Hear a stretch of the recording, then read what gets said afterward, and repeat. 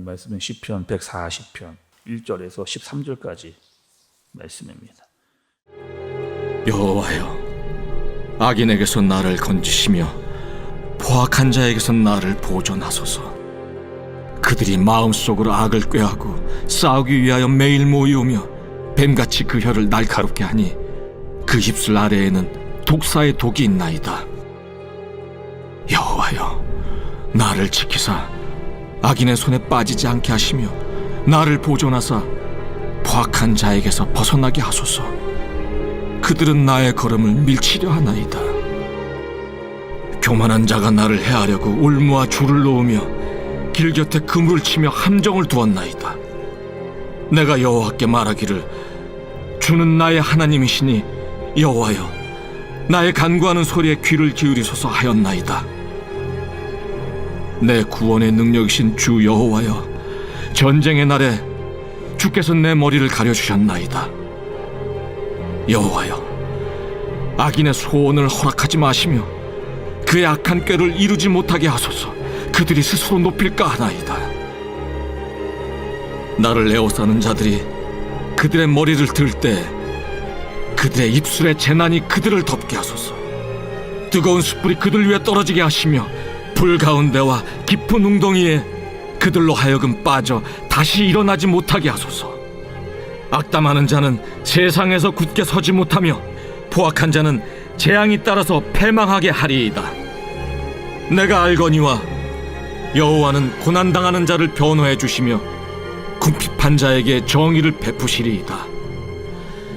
진실로 의인들이 주의 이름에 감사하며 정직한 자들이 주의 앞에서 살리이다. 아멘. 우리가 이 땅을 살아가다가 보면 여러분 어떤 일이 있으세요? 기쁘고 감사하고 행복한 일도 있고 때로는 살다가 힘들고 어려운 일도 만나게 됩니다.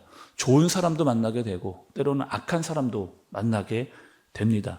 특별히 악한 사람을 만났을 때는 내가 저 사람에게 크게 잘못한 것이 없는데 저 사람이 나를 싫어하고 미워하고 그런 경우가 더러 있게 됩니다.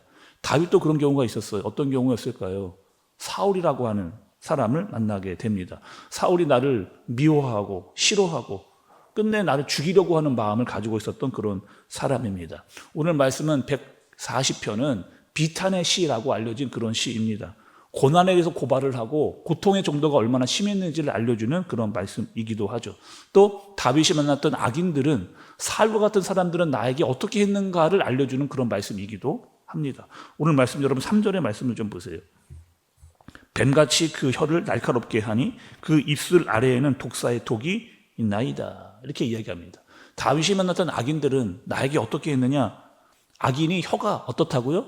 날카롭다 말씀을 합니다. 입술 아래 독이 있다. 그러니까 그 혀로 그 독으로 나를 얼마나 힘들게 했는지를 다윗이 이야기를 하는 겁니다. 악인이 나에게 함부로 말을 했다는 거죠. 상대방을 배려하지 않는 말, 일부러 상처를 주려고 하는 말들을 쏟아내는 그런 말들을 했던 겁니다. 자기 기분 내키는 대로 말을 하고 상대방의 마음에 치명적인 아픔을 주기 위해서 악담과 조롱과 모함과 비난을 계속해서 써놓는 그런 악인이 있었습니다. 신약에 가면 이 혀에 대한 말씀을 우리에게 알려주십니다. 혀가 어떠한 역할을 하는지, 얼마나 악한 죄를 짓게 만드는지 혀가 그에 대한 말씀이 있거든요. 한번 찾아보겠습니다. 우리 야고보서로 가겠습니다. 야고보서 3장 6절의 말씀 같이 읽어보겠습니다. 시작. 혀는 곧 불이요 불의의 세계라. 혀는 우리 지체 중에서 온 몸을 더럽히고 삶의 수레바퀴를 불사르나니 그 사르는 것이 지옥불에서 나느니라. 혀가 뭐라고 여러분? 불이랍니다. 혈이 불이에요. 작은 혀인데 다른 사람의 마음에 불을 들릴 수 있는 그런 역할을 한답니다. 작은 혀가 온 몸을 더럽힐 뿐만 아니라 다른 사람에게 상처를 주고 또 지옥불에서 나오는, 그렇게 악인들은 사람들을 힘들게 하는 혀를 가지고 있다, 그렇게 말씀해 주시는 거죠. 다시 오늘 말씀으로 돌아와서 여러분 4절 마지막 부분과 5절 말씀을 좀 보도록 하겠습니다.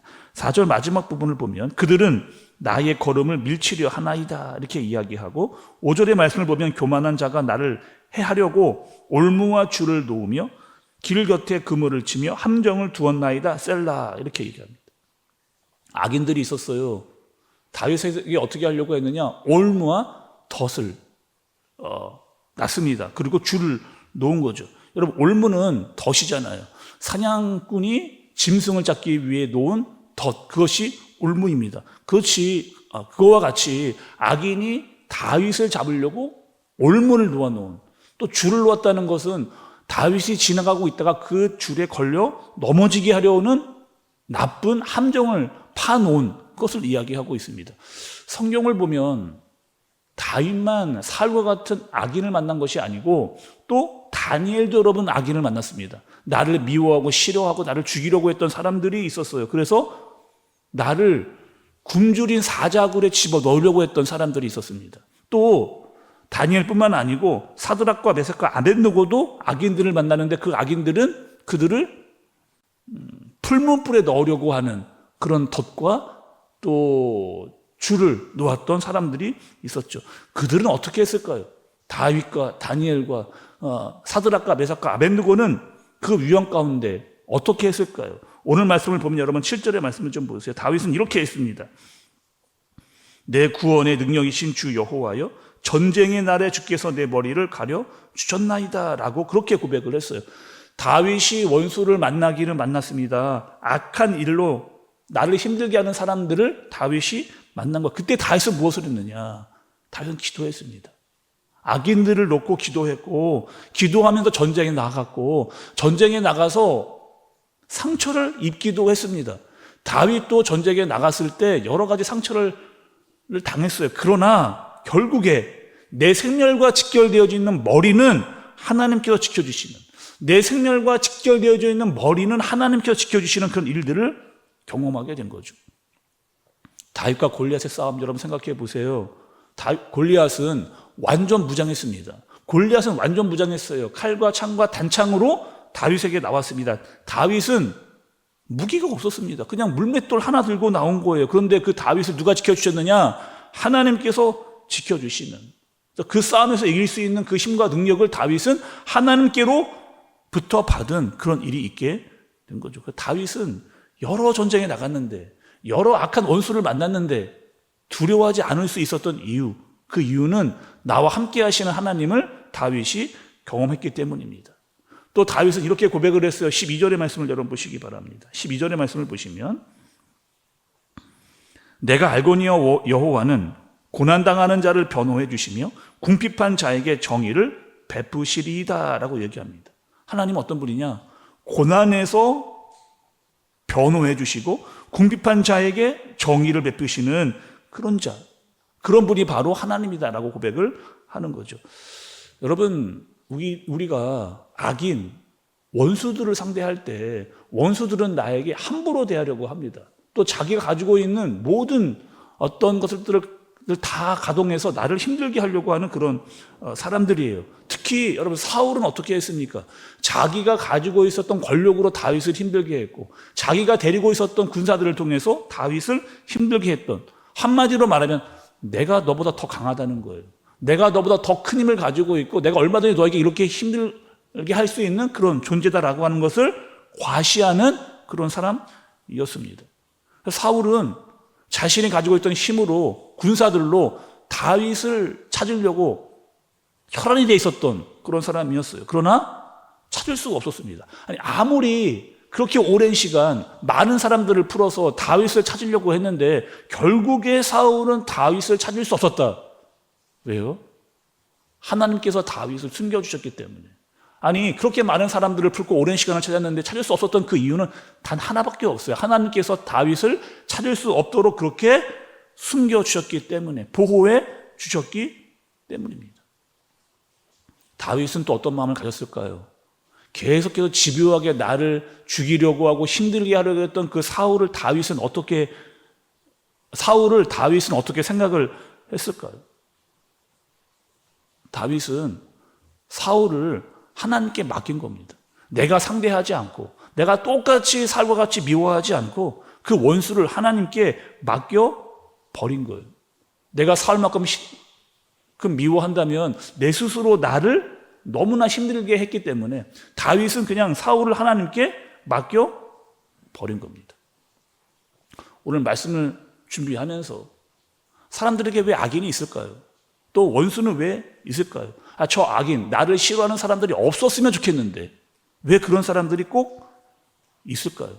나에게 말을 함부로 하는 사람들, 또 덫을 놓는 사람들, 줄을 놓고 나를 걸려 넘어지게 하는 사람들이 없었으면 좋겠는데 왜 악인과 원수들은 나에게 있을까? 그것은 하나님께서 나에게 기도하게 하시기 위해서, 원수가 있을 때 나는 기도하게 되는 겁니다. 그 대표적인 예가 누구예요? 예수님이죠. 여러분, 예수님 어떠셨어요? 얼마나 많은 사람들을 상대했습니까? 특별히 나를 싫어하고 미워하고 나를 죽이려고 하는 사람들, 심지어는 끝내 예수님을 십자가에 못 박아버린 그런 사람들. 예수님 똑같이 하실 수 있었잖아요. 12군단이나 되는 천사들을 부르실 수 있었습니다. 예수님 똑같이 하지 않으신 거예요. 똑같이 원수와 같이 내가 행하지 않은 겁니다. 그리고 예수님은 겟셋만으로 올라가셔서 기도하시는 그 모습을 보여주시는 거죠. 우리도 마찬가지예요. 원수가 있고 악인이 있고 나를 싫어하고 미워하는 사람들이 있습니다. 그때마다 우리는 어떻게 해야 되느냐? 기도하는 거죠. 예수님처럼 기도하는 겁니다. 그리고 그 원수를 어떻게 한다? 하나님께 맡겨버리는 겁니다. 원수와 같이 똑같이 미워하지 않고 그 원수를 하나님께 맡겨버리는 그런 사람으로 충분히 그 원수를 뛰어넘는 저와 여러분들 되어지시길 예수님의 이름으로 축복합니다. 기도하겠습니다. 하나님 아버지, 이 땅을 살아갈 때 악인들, 원수들을 만날 때가 있습니다. 그들이 나를 힘들게 하려고 할 때 똑같이 반응하지 않게 해 주옵소서. 그들이 악한 말로 모함으로 나를 밀쳐내려고 할 때 기도하고 하나님께 맡기고 그들을 뛰어넘을 수 있는 힘과 능력을 우리에게 허락하여 주옵소서. 예수님의 이름으로 기도드리옵나이다. 아멘.